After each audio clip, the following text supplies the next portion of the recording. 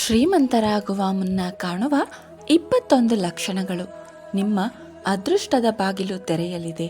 ಗ್ರಂಥಗಳ ಪ್ರಕಾರ ಒಬ್ಬ ವ್ಯಕ್ತಿಯ ಮೇಲೆ ಸಂಪತ್ತು ಸುರಿವಾಗ, ಅಂದರೆ ಅವನು ಶ್ರೀಮಂತನಾಗುವಾಗ, ಪ್ರಕೃತಿಯು ಕೆಲವು ವಿಶೇಷ ಚಿಹ್ನೆಗಳನ್ನು ನೀಡುತ್ತದೆ. ಶ್ರೀಮಂತಿಕೆ ಬರುವ ಮೊದಲು ಈ 21 ಶುಭ ಚಿಹ್ನೆಗಳು ಕಾಣಿಸಿಕೊಳ್ಳಲು ಪ್ರಾರಂಭಿಸುತ್ತದೆ. ಈ ಶುಭ ಚಿಹ್ನೆಗಳನ್ನು ಎಂದಿಗೂ ನಿರ್ಲಕ್ಷಿಸಬೇಡಿ.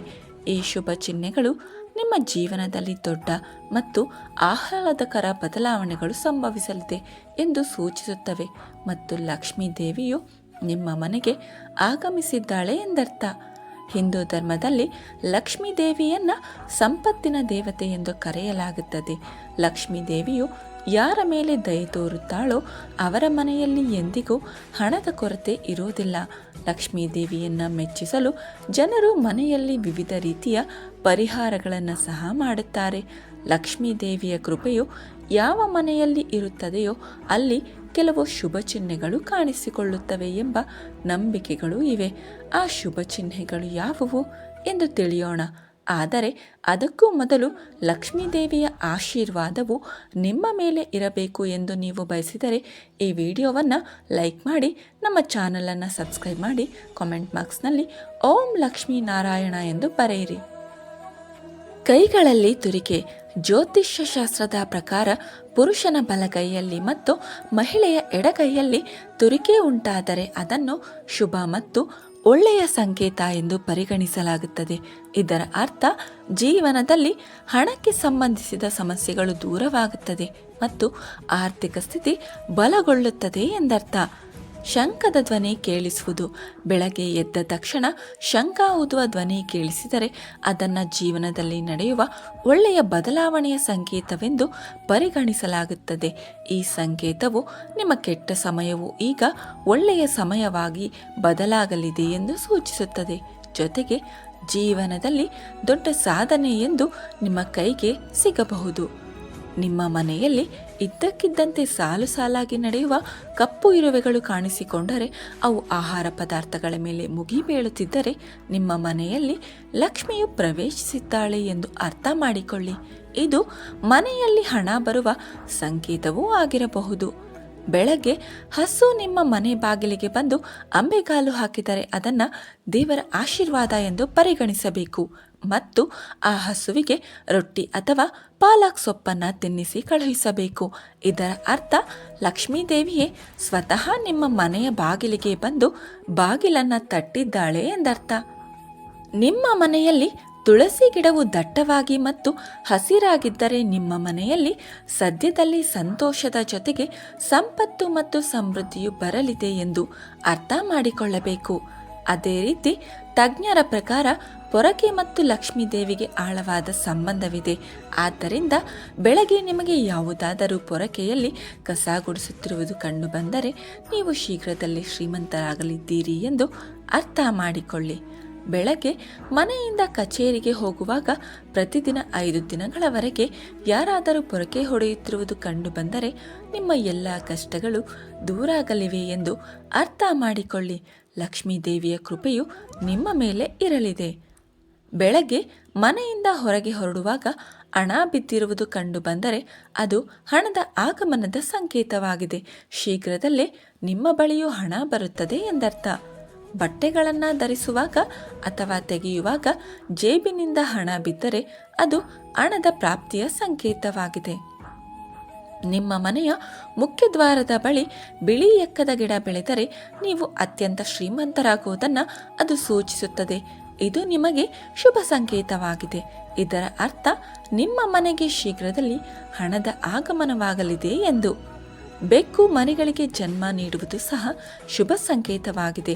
ನಿಮ್ಮ ಮನೆಯಲ್ಲಿರುವ ಬೆಕ್ಕು ಮರಿಗಳಿಗೆ ಜನ್ಮ ನೀಡಿದರೆ ಒಳ್ಳೆಯದು ಎಂದು ಪರಿಗಣಿಸಲಾಗುತ್ತದೆ. ಶಾಸ್ತ್ರಗಳ ಪ್ರಕಾರ ಯಾವುದಾದರೂ ಪಕ್ಷಿ ನಿಮ್ಮ ಚಾವಣಿಯ ಮೇಲೆ ಬೆಲೆ ಬಾಳುವ ವಸ್ತುಗಳನ್ನು ತಂದು ಬೀಳಿಸಿದರೆ ಅದು ಕೂಡ ಶ್ರೀಮಂತರಾಗುವ ಸಂಕೇತವಾಗಿದೆ. ಮನೆಯಲ್ಲಿ ಇದ್ದಕ್ಕಿದ್ದಂತೆ 3 ಹಲ್ಲಿಗಳು ಒಂದೇ ಸ್ಥಳದಲ್ಲಿ ಕಂಡುಬಂದರೆ ಅದು ತುಂಬ ಶುಭವೆಂದು ಪರಿಗಣಿಸಲಾಗುತ್ತದೆ. ಇದು ಮಹಾಲಕ್ಷ್ಮೀ ದೇವಿಯ ಆಗಮನದ ಸಂಕೇತವಾಗಿದೆ. ಹಲ್ಲಿಗಳು ಒಂದನ್ನೊಂದು ಬೆನ್ನತ್ತುತ್ತಿರುವುದು ಕಂಡುಬರುವುದು ಅದು ಮನೆಯ ಪ್ರಗತಿಯ ಸಂಕೇತವಾಗಿದೆ ಎಂದು ಶಾಸ್ತ್ರದಲ್ಲಿ ಹೇಳಲಾಗುತ್ತದೆ. ದೀಪಾವಳಿ ಹಬ್ಬದ ದಿನ ತುಳಸಿ ಗಿಡದಲ್ಲಿ ಹುಲ್ಲು ಬೆಳೆದಿರುವುದು ಕಂಡುಬರುವುದು ಇದು ಅತ್ಯಂತ ಶುಭವೆಂದು ಪರಿಗಣಿಸಲಾಗುತ್ತದೆ. ಇದು ಸಂಪತ್ತು ಮತ್ತು ಹಣ ಸಿಗುವ ಸಂಕೇತವಾಗಿದೆ. ಬೆಳಗ್ಗೆ ಕಬ್ಬು ಕಾಣಿಸುವುದು ಕೂಡ ತುಂಬ ಶುಭವೆಂದು ಪರಿಗಣಿಸಲಾಗುತ್ತದೆ. ಬೆಳಗ್ಗೆ ಇದ್ದಕ್ಕಿದ್ದಂತೆ ನಿಮ್ಮ ಸುತ್ತಮುತ್ತ ಕಬ್ಬು ಕಂಡು ಬಂದರೆ ನಿಮ್ಮ ದಿನಗಳು ಬದಲಾಗಲಿವೆ ಎಂಬುದು ಸ್ಪಷ್ಟ ಸಂಕೇತವಾಗಿದೆ.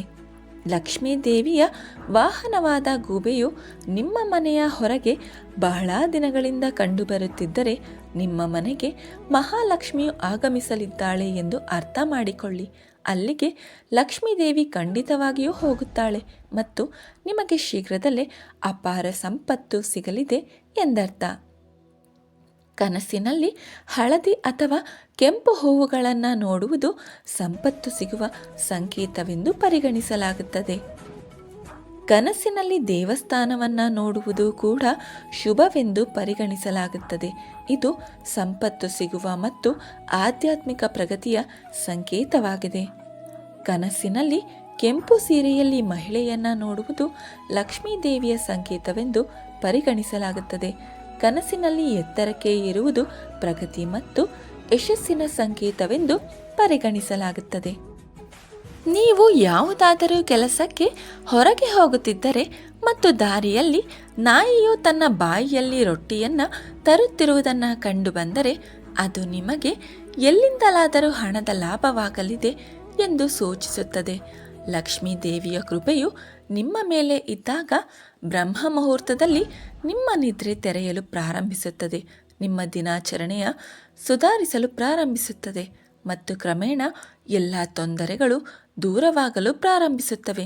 ನಿಮ್ಮ ನಿದ್ರೆಯು ಬೆಳಗ್ಗೆ 3 ಗಂಟೆಯಿಂದ 5 ಗಂಟೆಯ ನಡುವೆ ತೆರೆದರೆ ನಿಮ್ಮ ಜೀವನದಿಂದ ದುಃಖದ ಮೋಡಗಳು ದೂರವಾಗಲು ಪ್ರಾರಂಭಿಸುತ್ತವೆ ಮತ್ತು ನಿಮ್ಮ ಕುಟುಂಬದ ಮೇಲೆ ಮಹಾಲಕ್ಷ್ಮಿಯ ಕೃಪೆ ಉಂಟಾಗುತ್ತದೆ ಎಂದು ಶಾಸ್ತ್ರಗಳಲ್ಲಿ ಹೇಳಲಾಗಿದೆ. ನಿಮ್ಮ ಕನಸಿನಲ್ಲಿ ಗಿಳಿ ಕಂಡುಬಂದರೆ ಅದನ್ನು ಶುಭ ಸಂಕೇತವೆಂದು ಪರಿಗಣಿಸಬೇಕು. ಕನಸಿನಲ್ಲಿ ಗಿಳಿ ಕಾಣಿಸಿಕೊಳ್ಳುವುದು ನಿಮ್ಮ ಆರ್ಥಿಕ ಸಮಸ್ಯೆಗಳು ಶೀಘ್ರದಲ್ಲೇ ದೂರವಾಗಲಿದೆ ಮತ್ತು ಲಕ್ಷ್ಮೀ ದೇವಿಯ ಕೃಪೆಯು ನಿಮ್ಮ ಮೇಲೆ ಇರಲಿದೆ ಎಂದು ಅರ್ಥೈಸುತ್ತದೆ. ನಿಮಗೆ ಶೀಘ್ರದಲ್ಲೇ ಎಲ್ಲಿಂದಲಾದರೂ ಹಣ ಸಿಗಬಹುದು. ನಿಮ್ಮ ಕನಸಿನಲ್ಲಿ ಪೊರಕೆ, ಆನೆ, ನವಿಲು, ಶಂಖ, ಬಾಳೆಹಣ್ಣು ಮತ್ತು ಹಲ್ಲಿ ಕಂಡುಬಂದರೆ ನೀವು ಶ್ರೀಮಂತರಾಗುವ ಕನಸು ನನಸಾಗಲಿದೆ ಎಂದು ಅರ್ಥ ಮಾಡಿಕೊಳ್ಳಿ. ಯಾವುದೇ ಶುಭ ಕಾರ್ಯಕ್ಕೆ ಹೋಗುವಾಗ ಕಿನ್ನರರು, ತೃತೀಯ ಲಿಂಗಿಗಳು ಕಾಣಿಸಿಕೊಳ್ಳುವುದು ಕೂಡ ಶುಭವೆಂದು ಪರಿಗಣಿಸಲಾಗುತ್ತದೆ. ಆದ್ದರಿಂದ ನಿಮಗೆ ಕಿನ್ನರರು ಕಂಡುಬಂದರೆ ಅವರಿಗೆ ಸ್ವಲ್ಪ ಹಣವನ್ನು ನೀಡಿ. ಕಿನ್ನರರು ನಿಮಗೆ ಹಣವನ್ನು ಹಿಂದಿರುಗಿಸಿದರೆ ಅದನ್ನು ಜೋಪಾನವಾಗಿ ಇಟ್ಟುಕೊಳ್ಳಿ. ಇದರಿಂದ ಸಂಪತ್ತು ವೃದ್ಧಿಯಾಗಲಿದೆ. ಮನೆಯ ಚಾವಣಿಯ ಮೇಲೆ ಕೋಗಿಲೆ ಕೂಗುವುದು ಕೂಡ ಶುಭ ಸಂಕೇತವಾಗಿದೆ. ಹಾಗಿದ್ದಲ್ಲಿ ನಿಮ್ಮ ಸಂಪತ್ತು ಹೆಚ್ಚಾಗುವ ಸೂಚನೆಯಾಗಿದೆ.